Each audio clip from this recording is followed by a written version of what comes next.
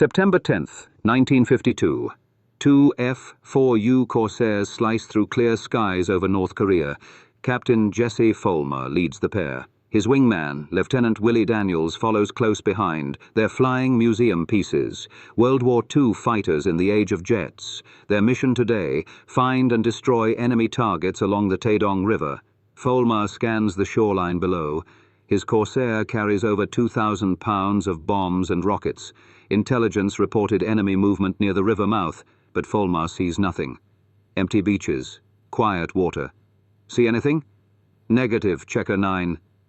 Without targets, Folmar orders a patrol of the estuary. Maybe the enemy will show themselves. He has no idea that high above, two silver shapes have already spotted them. MiG-15 jet fighters, the most advanced aircraft in communist hands, and they're diving. Folmar and Daniels fly toward the sea, still searching. They reach the coast near the city of Chinampo and turn back for another pass. That's when Folmar sees them. Two glimmering forms dropping out of the sun. Jets, coming fast. Bandits. The word changes everything. Both Corsairs instantly jettison their entire payload. Thousands of pounds of bombs and fuel tanks tumble toward the sea. The aircraft leap forward, suddenly light and alive. Folmar slams his throttle to maximum, banks hard toward the attacking MiGs. He's trying something desperate, pass underneath them before they can fire. The MiGs dive straight down, screaming toward the slow propeller fighters at terrifying speed. But Folmar's turn is tighter than expected. The jet pilots realize too late they're closing too fast. Dive angle too steep. They level out and thunder overhead. Folmar exhales. His maneuver bought him seconds. Nothing more. Defensive weave, he orders Daniels. He looks back over his shoulder, searching for the jets, but instead he sees something worse. Two more MiG-15. Approaching from his left, his heart hammers. Two jets was bad, four is nearly impossible, but Jesse Folmar is a Marine. He doesn't back down. He banks hard toward the new threat, meeting them head-on. They close too fast. Mid-turn, both MiGs open fire. 23mm cannon shells streak past Folmar's windshield, so close he can see them. Miraculously, they all miss. The MiGs overshoot. Racing past at blistering speed, they give Folmar their backs.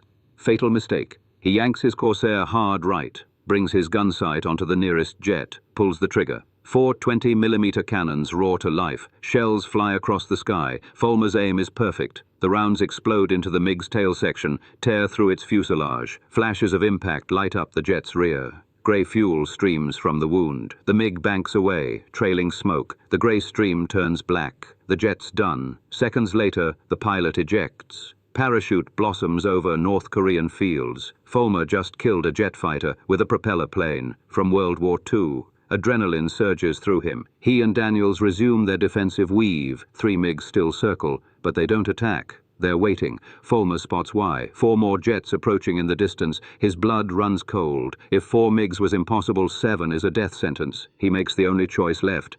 Dive for the sea. Go! Both Corsairs drop and run, racing toward the Yellow Sea. Safety is so close, but the bandits are faster. Much faster. Folmar can feel it. They won't make it. The lead MiG lines up directly behind Folmar. Perfect firing position. Daniels sees it coming. He does something crazy. Slows his Corsair, deliberately. The MiG screams past him. Daniels tries to get his sights on the jet's fuselage. The communist pilot sees the trap, pulls away hard, escapes Daniels' crosshairs by inches, but while Daniels focused on the first jet, the second one found an opening. A clear shot at Folmar's straight-flying Corsair. The MiG pilot pulls the trigger. Folmar sees tracers streak past his canopy. Before he can react, an explosion rocks his aircraft. The entire plane shakes violently. Pulls hard left. He fights the controls. Stick full right. Nothing. The Corsair keeps pulling left. His attacker flashes past. Folmar wants to shoot back, but his plane is dying. He looks at his left wing. Horror. The entire aileron is gone. A massive hole torn in the wing root. 4 feet of wingtips simply missing. Sheared off. This bird will never land. He grabs his radio. Broadcasts distress, position, location. A third MiG opens fire. Tracers fly past. Folmar finishes transmission. Opens his canopy. Wind explodes into the cockpit. He jumps. The slipstream hits him like a wall, sends him tumbling through space. Folmar fights to orient himself, pulls his ripcord, the parachute deploys. An ear-splitting roar tears past. A MiG. So close he feels the jet wash. More MiGs swarm his pilotless Corsair, tearing it apart with cannon fire. Below, Daniels sees his leader bail out. He seizes the moment, dives for the sea. Full throttle, maximum speed. The MiGs chasing him have orders. Don't venture over water. Don't separate from the formation. With most jets focused on Folmar's crippled Corsair, Daniels' pursuers break off. Let him go. He escapes. Folmar watches his fighter get shredded by MiG fire. The Corsair falls, slams into the sea. Massive splash. The jets disperse immediately. By the time Folmar hits the water, the sky is empty. Silence returns to the Korean coast. He floats in the rolling waves. Alone. His distress call went out. Now he waits. Either rescue comes, or the communists find him first. 10 minutes feel like hours. Then he hears it. Engines. An Albatross seaplane. American.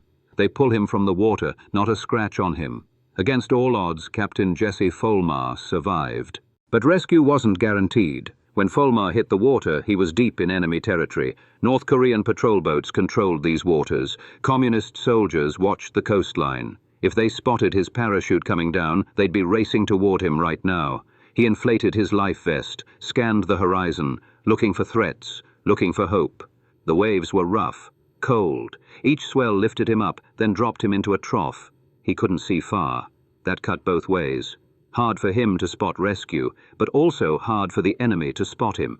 Minutes passed like hours. His flight suit was soaked, heavy. The ocean tried to drag him down. Then he heard something. Engines, growing louder. But from which direction? American or North Korean? He strained to see through the spray. There, low on the horizon, a seaplane, banking toward him. But whose? The aircraft came closer. Folmar's heart pounded. Then he saw it. American markings. A Grumman Albatross. Rescue. The seaplane circled once, lined up, touched down on the rough seas, taxied toward him. Crew members threw him a line, pulled him aboard. Start to finish. 10 minutes in the water. 10 minutes that felt like a lifetime. But he was safe. Meanwhile, Daniels pushed his Corsair to maximum speed, racing back to base, alone. His flight leader was down, possibly captured, possibly dead. The guilt ate at him. Should he have stayed, fought longer? He knew the answer. Folmar ordered him to run. Gave him a chance by drawing the MiGs away. Staying would have meant 2 pilots lost instead of 1. But knowing that didn't make it easier. Daniels' fuel was running low. His aircraft had taken hits too. Nothing critical, but damage nonetheless. He coaxed the old fighter back across friendly lines. Finally spotted the airfield, came in hot, wheels down, rough landing. He taxied to the flight line and shut down the engine. Silence. Ground crew rushed over. "Where's Captain Folmar?" Daniels climbed out, exhausted. He went down, bailed out over enemy waters. "I saw his chute." The crew chief's face went pale. "Did rescue launch?" "I don't know. I just got here." Daniels headed straight to operations, burst through the door. "Folmar's down. Did anyone pick up his distress call?" The radio operator looked up, smiled. Albatross got him. He's safe. Daniels nearly collapsed with relief. His flight leader was alive. Hours later, Folmar stood in front of the squadron, soaking wet, wrapped in a blanket, grinning. The intelligence officer had one question. "How many MiGs?" 7? The room went silent. 7 jets. 2 Corsairs. Propeller planes from the last war, against the most advanced fighters in the communist arsenal. The officer continued, "You shot 1 down?" Watched the pilot eject. Someone in the back whistled. Folmar described the shot. The MiGs overshot. Gave him their backs for just seconds. He took it. 1 burst from his cannons.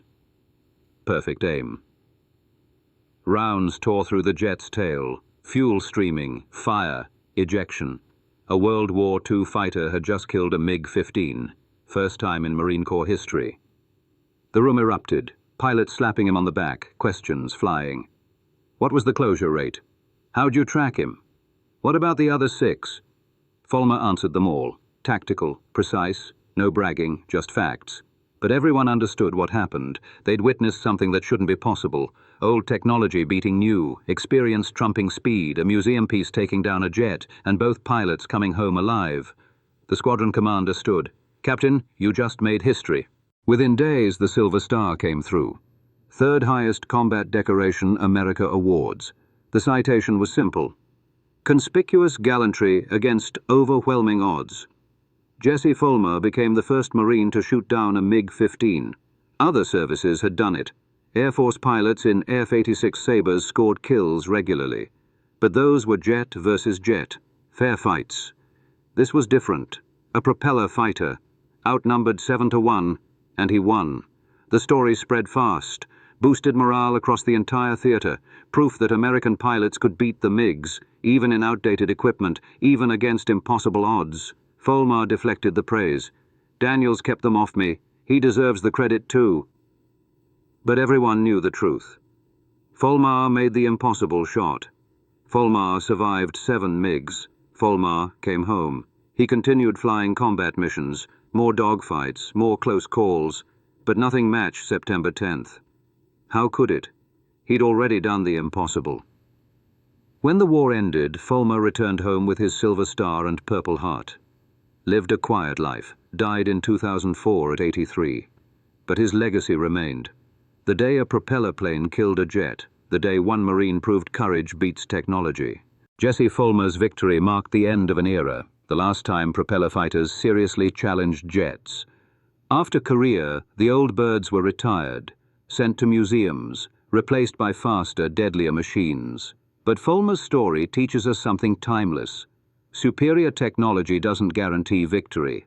The machine matters less than the pilot inside. Those MiG pilots had every advantage. Speed, altitude, numbers, modern equipment. They should have won in the first 30 seconds, but they made mistakes. Dove too steep, gave Folmar an opening, and he took it. One perfect burst, one kill, one impossible victory. Wars aren't won by having the best equipment. They're won by the warriors who refuse to quit, even when outnumbered, even when outgunned, even when flying a museum piece against 7 jets.